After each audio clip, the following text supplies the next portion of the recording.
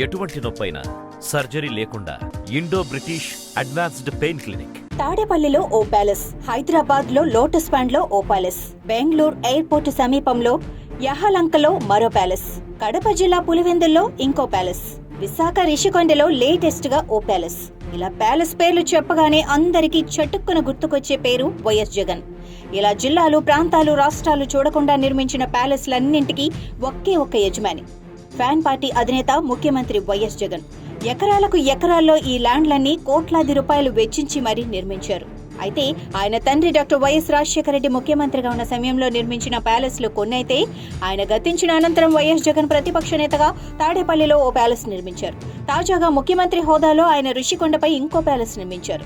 ఆయన ఏ స్థానంలో ఉన్నా, అంటే ముఖ్యమంత్రి కుమారుడుగా ఉన్నా, ప్రతిపక్ష నేతగా ఉన్నా, ముఖ్యమంత్రిగా ఉన్నా, ఆయన స్థాయి మాత్రం ప్యాలెస్ లో కింగ్ అన్నట్లుగానే ఉంటుందన్న ఓ బలమైన ముద్ర అయితే జనంలో పడిపోయిందన్న ఓ ప్రచారం అయితే వాడి వేడిగా నడుస్తోంది. రాజధాని అమరావతి ప్రాంతానికి కూతవేటు దూరంలో తాడేపల్లిలో ప్రతిపక్ష నేత వైఎస్ జగన్ ప్యాలెస్ నిర్మించుకున్నారని, రాజధాని అమరావతికి మద్దతుగానే ఆయన ఇక్కడ నివాసాన్ని నిర్మించుకున్నారంటూ ఆ పార్టీలోని కీలక నేత ఆర్కే రోజాతో పాటు పలువురు నేతలు సైతం ప్రకటించారని, అయితే జగన్ అధికారంలోకి రావడంతోనే 3 రాజధానుల ప్రకటన చేసి కార్యనిర్వాహక రాజధాని విశాఖపట్నం అంటూ సాగర తీర నగరంలోని రిషికొండకు ఓడిగుండు కొట్టించి మరీ ఆ కొండ మీద వందల కోట్ల రూపాయల ప్రజాధనంతో భారీ ప్యాలెస్ సైతం నిర్మించారని అంటున్నారు.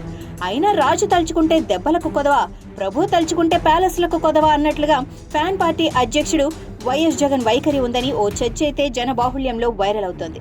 వివిధ వేదికల మీద నుంచి ఆయన చేసే ప్రసంగాలకు, ఆయన వెనుక ఉన్న బ్యాక్గ్రౌండ్ కు ఏ మాత్రం పొంతన లేకుండా ఉందన్న ఓ చర్చ అయితే వాడి వేడిగా నడుస్తోంది.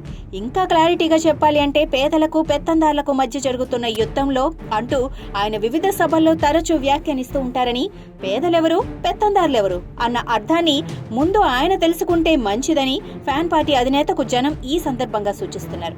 అయినా ఉండే దరిద్రం లేక దరిద్రం అంటే ఇదేనేమో అంటూనే 1 కాదు, 2 కాదు, 3 కాదు, 4 కాదు, ఏకంగా 5 ప్యాలెస్లు, అవి కూడా లక్షల కోట్ల రూపాయలు విలువ చేసే ప్యాలెస్లు, ప్రాంతాలకు, రాష్ట్రాలకు అతీతంగా నిర్మితమై ఉన్నాయని, అవి కూడా ముఖ్య నగరాల్లో ఉన్నాయని, కొందరికి 1 ఇల్లు ఉంటుందని, మరికొందరికి 2 ఇళ్లు ఉంటాయని, కానీ ఫ్యాన్ పార్టీ అధినేత వైఎస్ జగన్ కు మాత్రం ఇలా 5 రాజప్రసాదాలు ఉన్నాయని వారు ఈ సందర్భంగా గుర్తు చేస్తున్నారు. దేశ ప్రథమ మహిళ భారత రాష్ట్రపతికి దేశ రాజధాని హస్తినలో రాష్ట్రపతి భవన్ పేరుతో ఒక నివాసం ఉంటే, భారత రాష్ట్రపతికి వేసవి విడిది కేంద్రాలు అటు హిమాచల్ ప్రదేశ్ రాజధాని సిమ్లాలో ఒకటి, తెలంగాణ రాజధాని హైదరాబాద్ లో మరొకటి ఉన్నాయని, పైగా ఇవి ప్రభుత్వానివని, కానీ ఫ్యాన్ పార్టీ అధినేత వైఎస్ జగన్ కు మాత్రం ప్రాంతానికి 1, రాష్ట్రానికి 1 అన్నట్లుగా ప్యాలెస్లు ఉన్నాయన్న ఓ ప్రచారం అయితే జనసామాన్యంలో నలుగుతోంది.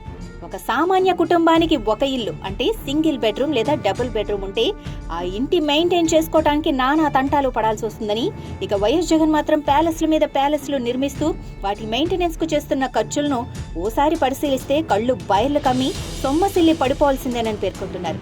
అయినా కష్టించి పనిచేస్తేనే తిన్న ఆహారం రక్తంలోకి ఇంకుతుందన్న విషయాన్ని జమానాలోనే జనం మర్చిపోయారని, అలాంటి వేళ అధికారాన్ని అడ్డం పెట్టుకుని ఊళ్లకు ఊళ్లు కొట్టేస్తూ, ఇళ్లకు ఇళ్లు కొట్టేస్తూ, ప్యాలెస్లకు ప్యాలెస్లు నిర్మిస్తూ ఉంటే ప్రశ్నించేదెవరు, అడ్డగించేదెవరు, అడ్డుపడేదెవరని, అయినా జగన్ అధికారంలోకి రాగానే తన నివాసానికి సీసీ కెమెరాలు, మరమ్మతుల రూపేణ ప్రజాధనాన్ని విచ్చలవిడిగా వెచ్చించిన సంగతి అందరికీ తెలిసిందేనని, ప్రజలచే, ప్రజల కొరకు, ప్రజలే ఎన్నుకోబడిన ప్రజాస్వామ్య దేశంలో ఓ రాష్ట్ర ముఖ్యమంత్రి ఓ అమాయకుడిలా ప్రజాధనాన్ని ఇలా ఇంతలా నిర్లజ్జగా వాడిస్తూ ఉంటే ఇది తప్పు అని ప్రశ్నించేవారే లేకపోవటంపై సర్వత్రా ఓ ఆవేదనైతే వ్యక్తమవుతోంది.